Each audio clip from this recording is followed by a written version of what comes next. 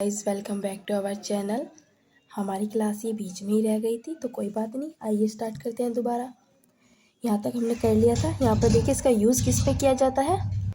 कपड़े बनाने में इसका यूज़ किया जाता है। मोस्टली कालीनों को बनाने के लिए इसका यूज़ सर्वाधिक होता है। चिकित्सा के क्षेत्र में इसका अधिक यूज़ किया जाता है और लिट या जाली बनाने में इसका यूज़ किया जाता है। आपने देखी होगी एक पट्टी होती है जो चोट लगने पर पट्टी ऊपर से बांधी जाती है वाइट वाइट सी चेक के अकॉर्डिंग, तो उस चीज़ को बनाने के लिए इसका प्रयोग किया जाता है। यानी जो वे पट्टी होती है वो इसी की बनी होती है। और अब हमारी क्लास 18 स्टार्ट हो जाती है। चलिए क्लास 18 को कवर करेंगे। अब बढ़िया तरीके से रिवीजन करते हैं। अब है हमारा पॉलिस्टर। पॉलिस्टर कैसा होता है? यह है पॉलीथाइलिन टेरेफेथलेट भी कहा जाता है और इसको पीईटी भी कहते हैं। ये एक ऐसा कपड़ा होता है जिसका यूज़ कंबल वगैरह बनने में होता है। बट अगर इसका जो इंसान है वो दैनिक जीवन में ज़्यादा यूज़ करे तो उसको कैंसर की समस्या हो सकती है, क्योंकि ये जो कपड़ा होता है यह बहुत अच्छी क्वालिटी का नहीं होता है और ये बहुत मोटा होता है, जिससे कंबल वगैरह चीज़ें बनती हैं। अगर आप इस कपड़े से बनी चीज़ों को ज़्यादा यूज़ करते हैं तो जो उसके कण होते हैं वे आपके श्वास में श्वसन क्रिया के साथ अंदर जाते हैं, जिससे आपको कैंसर की बीमारी हो सकती है। तो ये हमारे लिए बहुत हानिकारक होता है। पर फिर भी पढ़ लीजिए, इसकी शॉर्ट फॉर्म पीईटी होती है। यह संश्लिष्ट रेशा होता है। इसे इंग्लैंड में विकसित किया गया था, जो कि अब भारत में भी इसका यूज़ किया जाने लगा है। यहाँ पर देखिए इसका यूज़ किस में होता है? कपड़े बनाने में होता है। पैराशूट में इसका यूज़ किया जाता है। नौकायन यानी नौकायन की जो पाल बनती है, जो आपने देखी होगी नौका में एक बड़ी सी ऊपर तक पाल बनाते हैं जिसको पल्ली भी कहते हैं, तो उसको बनाने में इसका यूज़ होता है। पैराशूट में इसका यूज़ होता है। होज पाइप के निर्माण में इसका यूज़ किया जाता है। अब यहाँ पर देखिए प्रयोगशाला में एथिलीन ग्लाइकोल और टेरेफेथेलिक एसिड को मिलाकर बनाया जाता है। यानी जो ये हमारा पॉलिस्टर होता है तो ये किन को मिलाकर बनाया जाता है? तो इन दोनों को मिलाकर बनाया जाता है। ये बहुत बार पूछा जा चुका है, तो इसलिए ये इस पर 2 बार स्टार बना हुआ है, तो आप इसे अच्छे से याद कीजिएगा। अब हम देखेंगे फाइबर। यहाँ पर देखिए फाइबर। तो फाइबर कौन से होते हैं, कैसे होते हैं, तो हम इनको देखते हैं। तो यहाँ पर देखिए कार्बन फाइबर कौन सा होता है? Carbon fibre. यह कार्बन परमाणु की लंबी श्रृंखला होती है।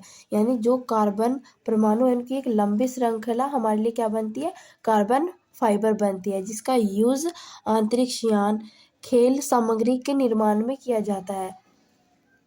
आपने मोस्टली देखा होगा एक लंबी सी पट्टियाँ सी होती हैं और बहुत लचीली होती हैं, कुछ प्लास्टिक सी लगती है और कुछ कपड़ा सा लगता है, तो वो इस तरीके की होती हैं।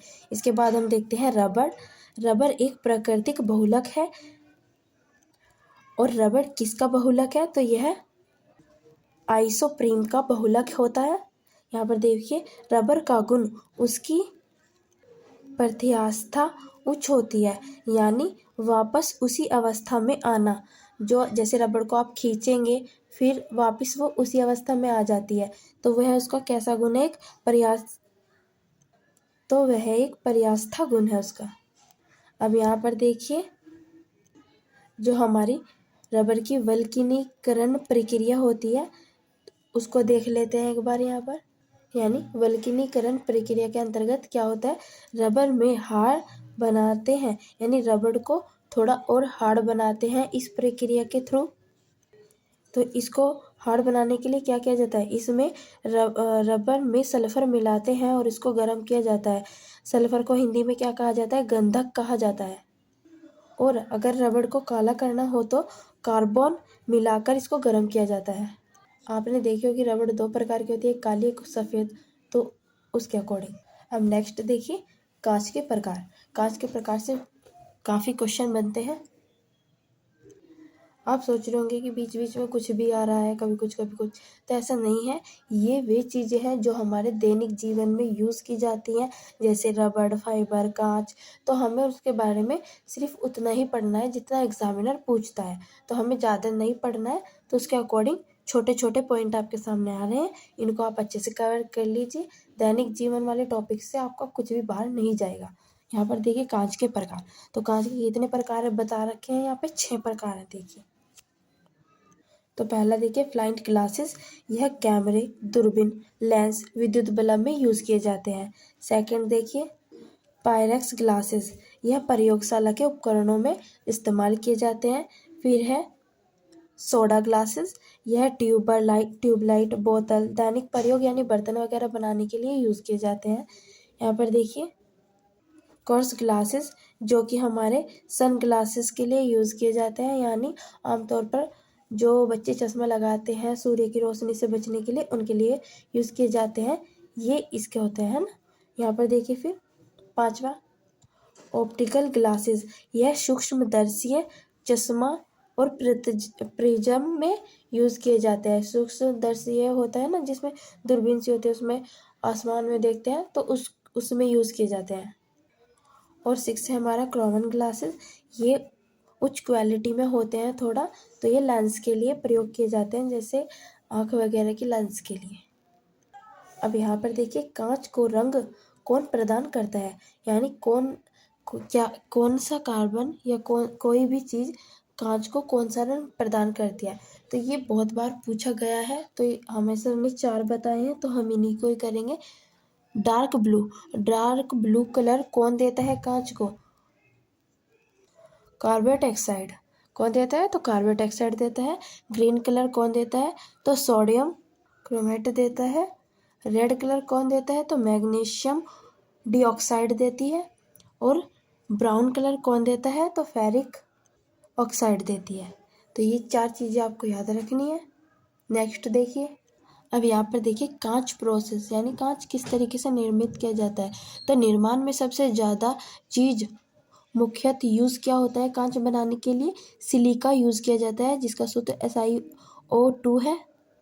और जो ये कांच प्रोसेस है, इसको क्या कहा जाता है? तो इसको एनिलीकरण कहा जाता है। इसके अंदर क्या होता है? तो इसके अंदर हमें धीरे धीरे जो हमारा धीरे कांच है उसको धीरे धीरे ठंडा करना होता है, ताकि हम उसको एक अच्छा आकार प्रदान कर सकें। वरना अगर वह आकार ले लेता है तो उसको दोबारा गर्म किया जाता है, फिर ठंडा धीरे धीरे किया जाता है, ताकि उसको आकार दे सकें। और इस घटना को क्या कहा जाता है? तो सुपर कोल्ड फ्लोर्ड कहा जाता है, यानी हिंदी में अति शीतित द्रव्य कहते हैं। अब हम देखेंगे फर्टिलाइजम, यानी उर्वरक।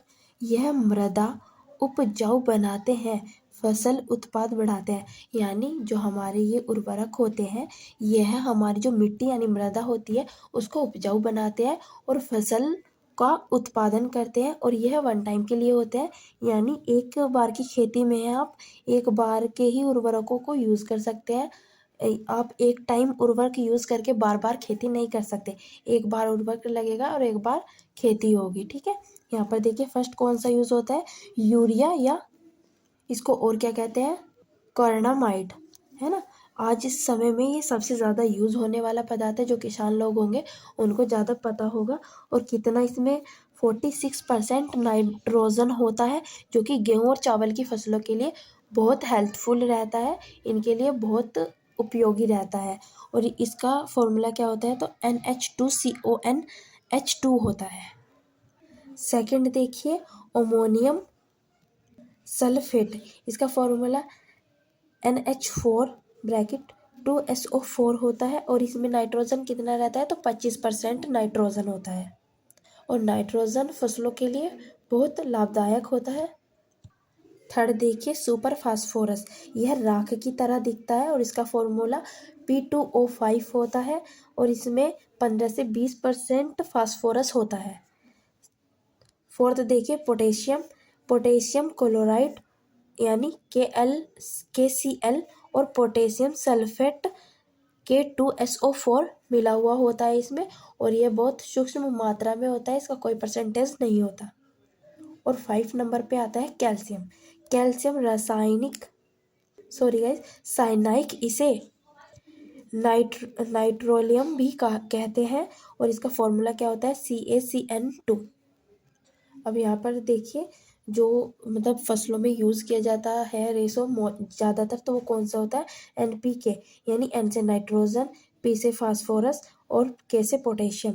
नाइट्रोजन 12% रहता है, ये 32% के रेशो में रहता है, ये 16, यानी जो इनका रेशो चलता है वह 12-32-16 चलता है। और भी बहुत रेशो होते हैं पर जो सर्वाधिक यूज़ होता है वो यही वाला रेशो होता है।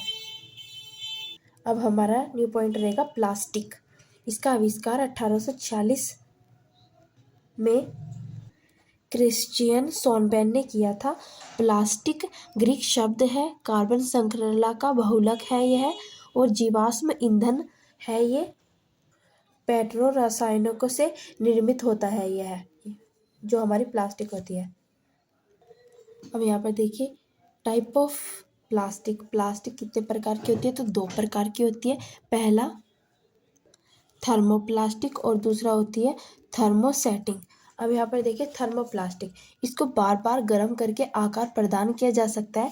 बट जो हमारी थर्मोसेटिंग होती है इसको बार बार हम गर्म करके आकार नहीं प्रदान किए जा सकते। इसको एक ही बार यूज़ होता है और इसका कितनी भी बार यूज़ होता है पहले हम इसको पढ़ेंगे। पहला देखिए तो हमारी जो थर्मोप्लास्टिक है उसका पहला देखिए पॉलीथीन। पॉलीथीन क्या होता है तो पॉलीथीन पॉली प्लस एथीन से मिलकर बना होता है ना, एथीन अथवा या इसको एथिलीन भी कहते हैं।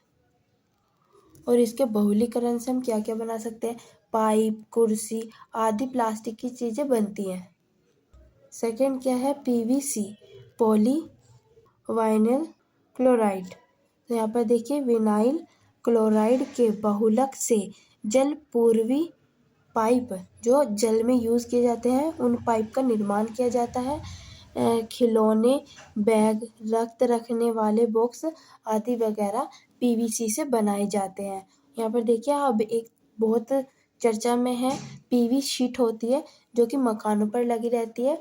यह बहुत पतली होती है, ट्रांसपेरेंट होती है, पत्थर वगैरह मारने पर भी नहीं टूटती, तो इसलिए मकानों में टाइल की जगह पर ज़्यादातर यूज़ होता है इसका। थर्ड देखिए एक्रिलाइट, यह कांच के स्थान पर प्रयोग कॉन्टैक्ट लेंस बनाने में किया जाता है, यानी इसका जो प्रयोग है वह कांच के स्थान पर प्रयोग कॉन्टैक्ट लिस्ट बनाने के लिए किया जाता है। बस इसका इतना ही है, पूछा जाएगा कॉन्टैक्ट लिस्ट बनाने में किसका प्रयोग किया जाता है तो इसका प्रयोग किया जाता है। फोर देखिए टेफ्लॉन। मोस्टली ये जो टेफ्लॉन है आपको ये टेफ्लॉन प्लास्टिक है, ये नॉन स्टिक बर्तनों पर देखने के लिए मिलेगी। जो फ्राई पैन में होता है नॉन स्टिक उसकी जो ऊपरी वाली परत होती है तो वो टेफ्लॉन की ही बनी होती है। और इसका बहुलक कौन होता है पॉलीटेटा फ्लोरोएथेन इसका बहुलक होता है। फिफ्थ देखिए प्लास्टिक ईरान। प्लास्टिक का एक रूप जो पैकेजिंग मटेरियल बनाने में यूज़ किया जाता है, यानी जब हम किसी भी चीज़ की पैकेजिंग करते हैं तो उसमें कुछ ना कुछ प्लास्टिक बराबर में एक पैकेजिंग के लिए बनाया होता है। जब भी आपने ऑनलाइन कभी भी कुछ मंगवाया हो तो उसमें लगा हुआ आता है, वो आपको देखने को मिलेगा, उसके लिए इस वाली प्लास्टिक का यूज़ किया जाता है। बस इसमें कुछ नहीं पूछा जाता है पैकिंग मटेरियल में किस प्लास्टिक का यूज़ किया जाता है तो इसका। अब सेकंड देखिए थर्मोसेटिंग। थर्मोसेटिंग का उदाहरण क्या है तो यहाँ पर देखिए बैकेलाइट।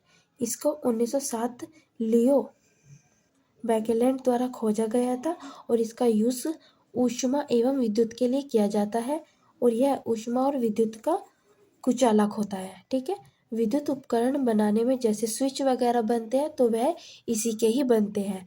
खाना बनाने के बर्तन में मोस्टली यूज़ किया जाता है इसका। बट पहले नंबर पे कौन सा आता है तो पहले नंबर पे मेलामाइन आता है और सेकंड पर बेकेलाइन आता है, यानी ये वाला। अब यहाँ पर मेलामाइन देखिए तो मेलामाइन क्या होता है, अग्नि प्रतिरोधक होता है और सजावटी टाइल्सों में, खाना बनाने के बर्तन में, वाइट बोर्ड के में, पेंट में वाइट बोर्ड पेंट में इसका प्रयोग किया जाता है और यह पेंट प्लास्टिक एवं कागज में मिश्रित किया जाता है। यानी जो हमारा पेंट है प्लास्टिक या कागज, इसमें इसको मिलाया जा सकता है और इससे जो चीज़ें बनती है वे क्या होती है, सजावटी टाइल्स होती हैं, बर्तन होते हैं, वाइट बोर्ड होता है, तो ये चीज़ें होती हैं और ये अग्नि प्रतिरोधक होती है। मोस्टली इनमें आग नहीं लग पाती है ज़्यादातर में। अब हम 19 क्लास से नेक्स्ट क्लास में कवर करेंगे। 18 तक हम इसमें अपनी क्लास को कवर कर चुके हैं गाइस। अगर आपको मेरा वीडियो अच्छा लगता है तो like, comment, subscribe and thank you. Vande Mataram.